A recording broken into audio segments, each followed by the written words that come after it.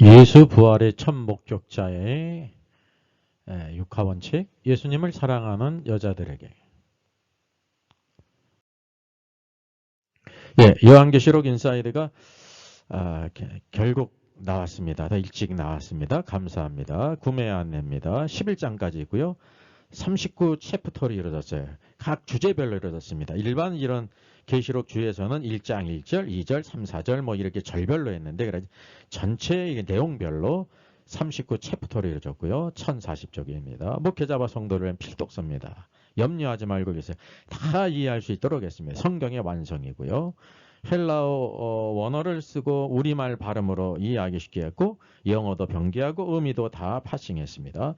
특별히 가장 중요한 것은 이때 종교개혁 500년 이후에 무천년설이 왜 잘못됐고 그리고 전천년설이 맞는지를 이렇게 비교하면서 계시록을 쓴 것은 아마 처음일 것입니다. 중요한 각 주제들 토픽으로 다 아주 중요한 주제를 달았습니다.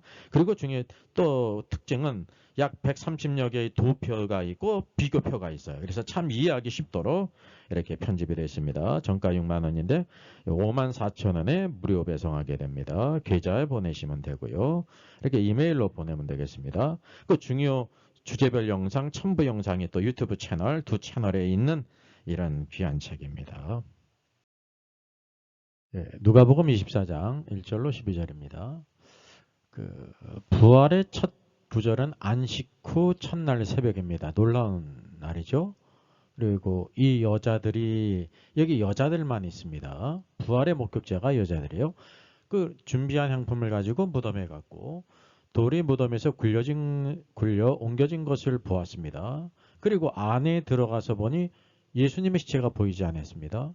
이로 인해서 근심했죠. 그러다가 문득 찬란한 옷을 입은 두 사람, 두 남자입니다. 두 남자가 곁에 섰는 것을 봤습니다. 두 천사였죠.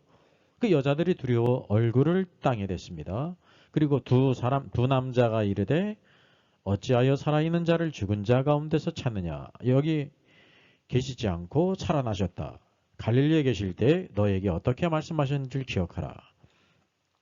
이르시기를 인자가 죄인의 손에 넘겨져 십자가에 못 박히고 제3일에 다시 살아나야 하리라 하셨느니라 라고 할 때 여자들이 예수의 말씀을 기억했습니다. 무덤에서 돌아가 이 모든 것을 11 사도와 모든 사람들에게 알렸습니다. 이 여자들이 막달라 마리아, 요한나, 야고보의 모친 마리아, 또 그들과 함께한 다른 여자들 이것을 사도들에게 알렸다라고 말씀하고 있습니다. 이게 부활의 목격자들에 대한 누가복음의 말씀이라는 것입니다. 자, 여기 언제일까요?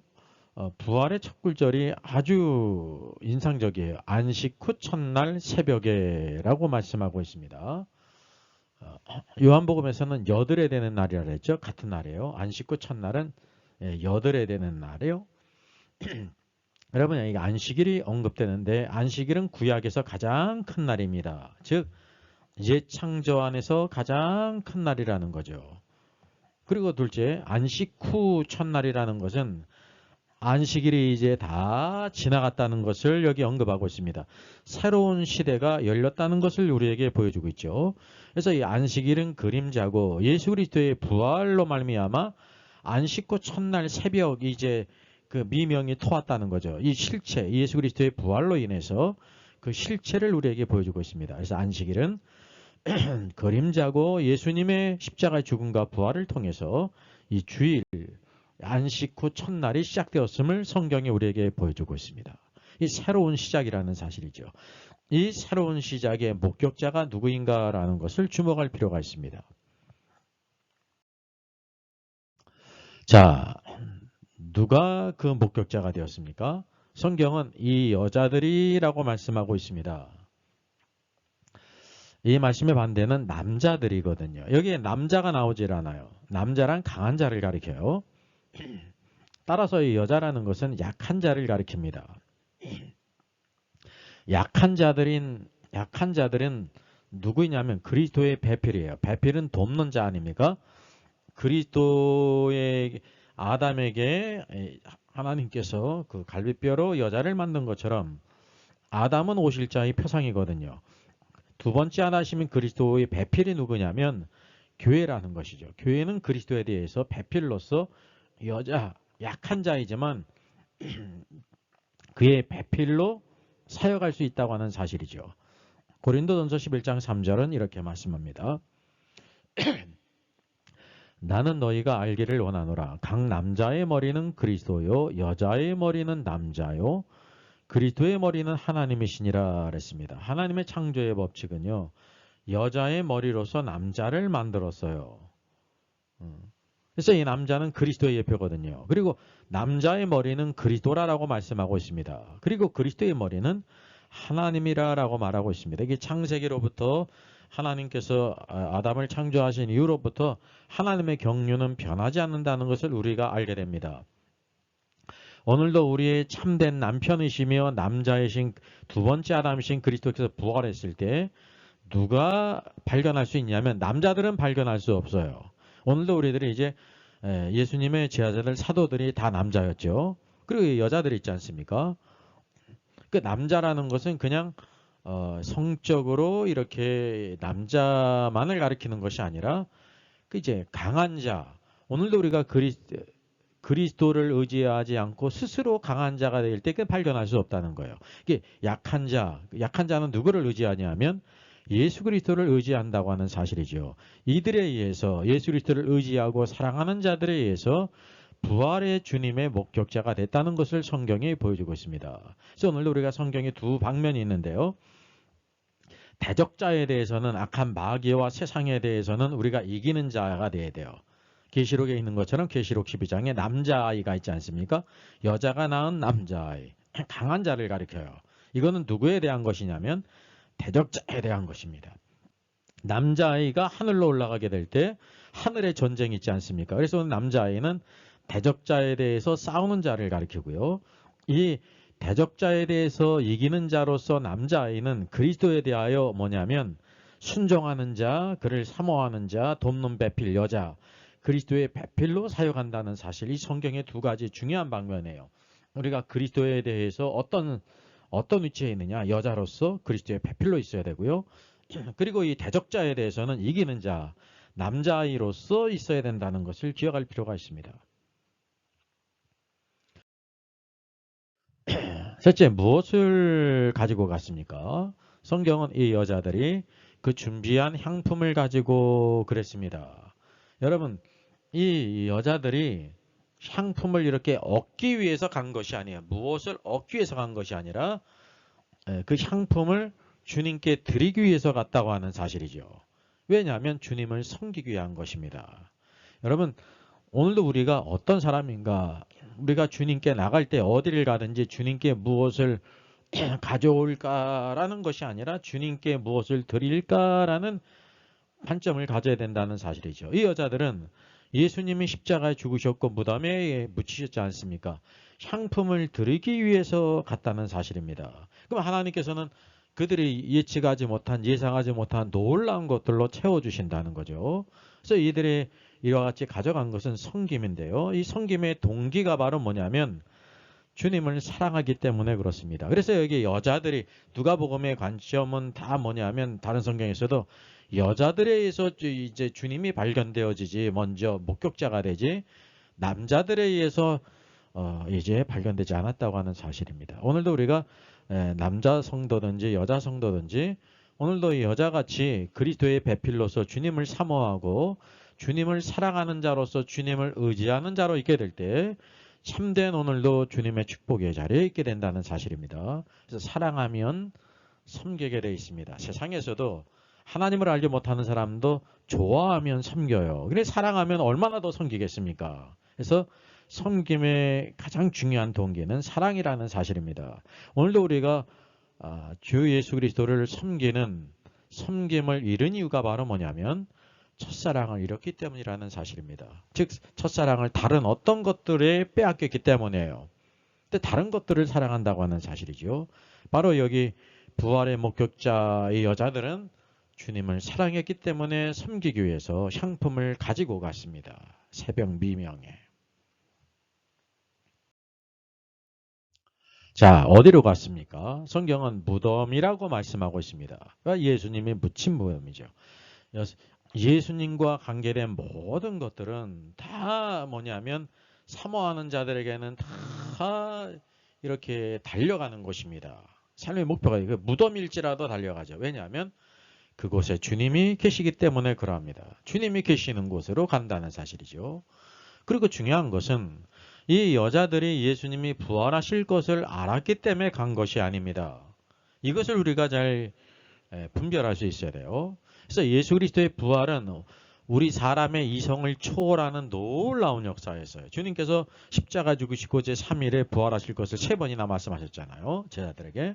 근데 모두 그것을 생각지를 못했다고 하는 사실이죠. 여기 이 여인들도 예수님께서 부활할 거야 라고 생각해서 간 것이 아닙니다. 이거는 아주 초자연적인 역사이기 때문에 이성을 초월하는 것이에요. 그런데도 불구하고 이제 무덤에 갔습니다. 예? 주님을 사랑하기 때문이죠. 그리고 중요한 사실은 무덤에 간다고 드릴 수 있는 문제가 아니라는 사실이죠. 왜냐하면 돌은 굳게 닫혔죠. 임봉이 쳐졌어요. 로마의 권세로 임봉이 쳐져 있을 뿐만 아니라 물리적으로도 로마 군인들이 창을 들고 지키고 있습니다. 그러니까 인간적으로 보게 되면 이 여인들은 비이성적이에요. 비이성적이에요. 좀 미련해요. 어리석다 말이죠. 그럼에도 불구하고 그들이 향품을 준비해서 그 새벽 미명에 달려갔다고 하는 사실이죠. 그러니까 오늘도 우리가 그리스도에 대한 모든 역사에 이와 같이 어리석을 수가 있고 모든 것을 알지 못할 때가 있습니다. 그러나 사랑은 오늘도 주님을 사랑한다고 하면 놀라운 일이 생긴다는 사실을 우리가 알게 되는 것입니다. 그래서 우리는 조금 미련해도 사랑하기 때문에 주님을 섬기기 위해서 달려가는 주님께 달려가는 그런 사람에게 놀라운 일이 있다는 것을 우리가 보게 됩니다. 그리고 여기에 있는 모든 사람은 여자들입니다. 그리스도를 사모하는 자, 그리스도를 의지하는 자. 그래서 우리 모두는 주님을 사모하는 교회의 위치는 여자의 위치에 있습니다. 열처녀 비유가 있죠. 어리석은 처녀가 있고 미련한 처녀가 있고 지혜로운 처녀가 있잖아요. 왜냐하면 신랑이신 그리스도에 대하여 교회에는 여자의 위치에 있다는 거예요.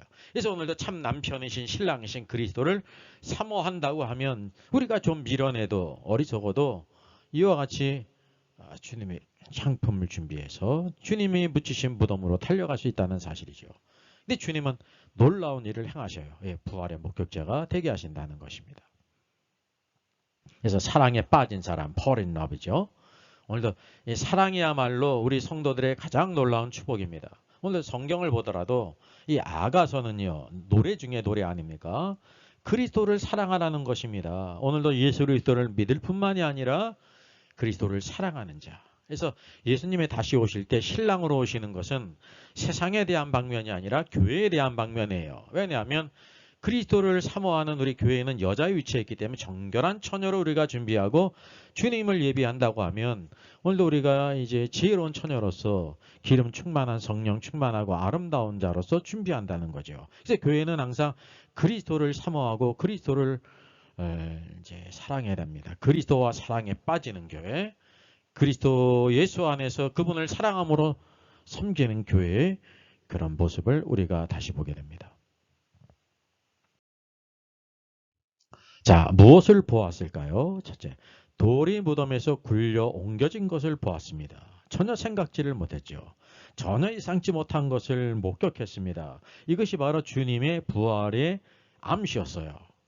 놀라운 일이 벌어지지 않았습니까? 여기 보다시피 이제 찬란한 빛으로 이렇게 나타나지 않습니까? 그러니까 어떤 사람만이 보냐면 주님께 가는 자만이 볼 수가 있습니다. 주님이 무덤에 묻혔을지라도 주님께 나가는 사람, 새벽 미명에 어둠을 뚫고 우리의 이성으로는 가야 아무 소용이 없어요. 돌로 닫혀 있고 임봉이 쳐졌고 로마 군인들이 지키고 있어요.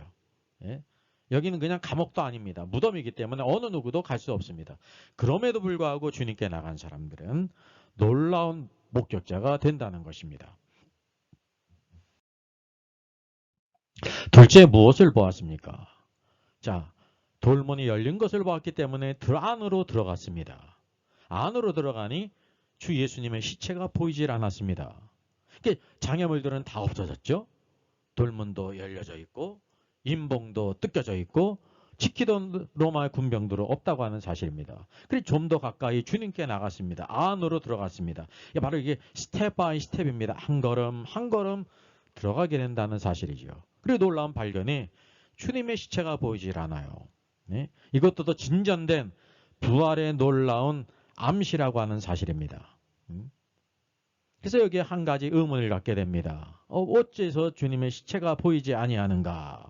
이것도 하나의 건너갈 의심의 골짜기, 의심의 골짜기를 건너가야 되는 것입니다.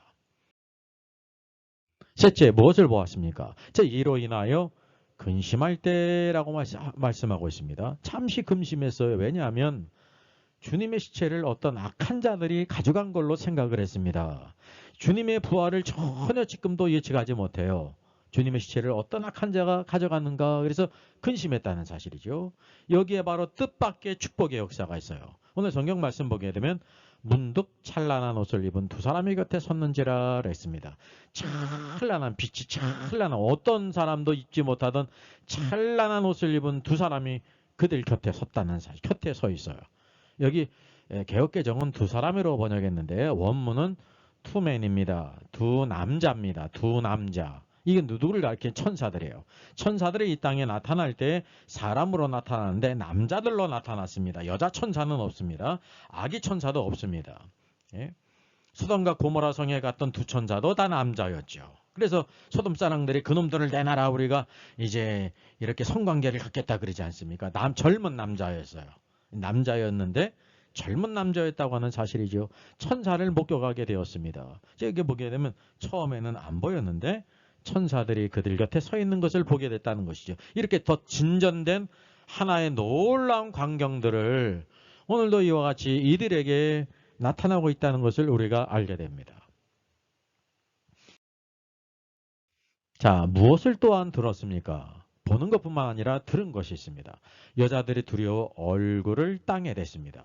두려움이 있었습니다. 왜냐하면 찬란한 옷을 입은 두 남자가 서 있단 말이죠. 이제 두려워서 얼굴을 땅에 댔습니다. 그래서 두 사람이 이르되, 여기 두 사람도 두 남자예요. 두 남자 천사들이 말했다는 거죠. 어찌하여 살아있는 자를 죽은 자 가운데서 찾느냐 그랬습니다. 주님이 살아나셨다는 거예요. 여기에 계시지 않다는 거죠. 주님의 무덤은 빈 무덤이라는 거죠. 그래서 부활하셨다는 놀라운 소식을 듣게 됩니다. 이때까지 보았던 모든 것이 우연한 어떤 일이 아니라 주님이 부활하셨기 때문에 있는 일이라는 사실을 확실히 알게 됩니다. 그래서 하나님의 말씀, 이와 같이 천사들이 전한 말도 확실하지 않습니까? 살아있는 자를 죽은 자 가운데서 찾느냐, 그는 여기 계시지 않고 살아나셨다, 다시 부활하셨음을 이렇게 증거했다는 사실입니다. 그리고 또한 놀라운 것은 갈릴리에 계실 때 너희에게 어떻게 말씀하셨는지를 기억하라. 주께서 갈릴리에서 말씀하신 거, 그 말씀을 기억하라는 거죠. 자, 그래서 여기 보니 이르시기를 인자가 죄인의 손에 넘겨져 십자가에 못 박히고 제3일에 다시 살아나야 하리라 하셨느니라. 그 말씀을 예수님이 하시지 않았느냐라면서 기억할 것을 말했습니다. 그래서 주님의 말씀을 다시 증거했습니다. 그래서 여기 보면 그들이 예수의 말씀을 기억하고, 그들이 여자들이죠. 오늘도 뭐냐면 주님의 말씀을, 예수님의 말씀을 기억하는 것이 중요합니다. 여러분, 저와 여러분은, 우리는 주님의 말씀을 잘 기억하고 있습니까? 창세기로부터 요한계시록에 이르는 모든 말씀들 1.1을 또 뺄 수도 없고 더할 수 없는 놀라운 말씀이거든요. 이 주의 말씀을 잘 기억해야 됩니다. 계시가 완성이 됐거든요. 근데 때때로 많은 사람들이 뭐 어떤 계시를 받았다, 뭐 예언을 한다는 것을 찾아가는 사람이 너무나 많이 있어요. 여러분, 예수 그리스도께서 십자가에 죽으시고 부활하신 것이 표적 중에 표적이에요. 그래서 요나의 표적 복귀에는 보여줄 것이 없다 그러지 않습니까? 오늘도 수많은 사람들이 이상한 것들에 많이 미혹되지 않습니까? 예수 그리스도의 십자가 죽음과 부활이야말로 표적 중에 표적이기 때문에 다른 어떤 표적이 우리에게 불필요하다는 사실을 기억할 필요가 있습니다. 여기서 넘어가는 모든 것은 주님이 책망하신 것처럼 악하고 음란한 것입니다. 그래서 여기 이 여자들도 주님의 말씀을 기억했어요. 예? 주님의 말씀을 기억했어요. 그리고 무덤에서 돌아와 이 모든 것을 열한 사도와 다른 모든 이에게 알렸다라고 말씀하고 있습니다. 부활의 놀라운 증거자가 되었다는 거죠. 예수님의 부활을 증거하는 자, 기쁜 소식을 증거하는 자. 오늘도 우리는 이와 같이 부활의 참된 목격자. 오늘도 신랑이신 예수 그리스도, 오늘 그분을 사모하고 사랑함으로 오늘도 그분만을 정말로 늘 추구하고, 이와 같이 예수 그리스도께서 무덤에 계실지라도 새벽 미명의 향품을 가지고 좀 미련하지만은 대책이 없거든요. 간다고 되는 문제가 아니었어요. 그러나 사랑하는 자들에게 이와 놀라운 계시를 주신 그 은혜, 그래서 부활의 증거자가 되는데, 오늘 참된 하나님의 말씀을 믿고 성령의 역사하신 가운데 오늘 주님의 증인으로서 살아가는, 오늘도 교회를 세우고 몸된 교회를 사랑하고 머리신 그리스도만을 높이고 오늘도 주님 따르는 축복자의 길을 가기를 주님 예수의 이름으로 부탁드리겠습니다. 이 세상 풍파 심하고 작사는 휘스톨 목사님이십니다. 영국 태생이고 이글 대성당 대주교가 되었고요. 대중적 성직자로서 설교의 박력과 설득력이 뛰어났다고 합니다. 많은 시 중에서 이 세상 풍파 심하고가 가장 유명합니다. 작곡은 토마스 헤이팅스 목사님이신데 40년간 찬양 작곡 출판에 힘썼습니다. 그의 아들은 유니온 신학교 교장이 되어서 아버지에 대해서 이와 같이 회고했다고 합니다. 아버지는 경건하고 열성적인 크리스천이었다. 또한 평생 공부하며 쉬지 않고 일하셨다. 돌아가시기 전 사흘 전까지도 펜을 놓지 않았다. 원래 이 찬송 제목은 리트리트, 피난처, 피정처 그런 뜻입니다.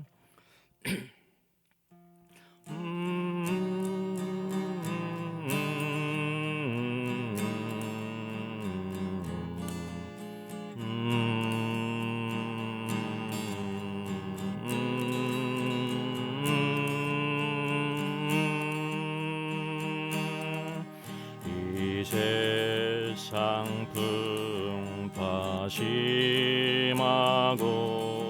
또 환난 질고 많으나 나 편히 쉬게 될 곳은 주 예비하신 주의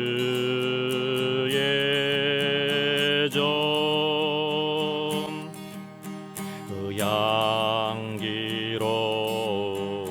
기름을 주 내게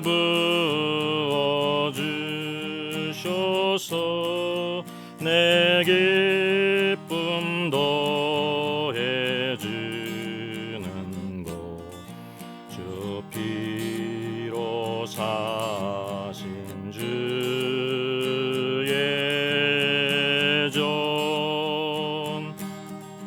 주 믿는 형제 자매들 그 몸은 떠나 있으나 주 앞에 기도 드리고 다 함께 모일 주의 내 손과 혀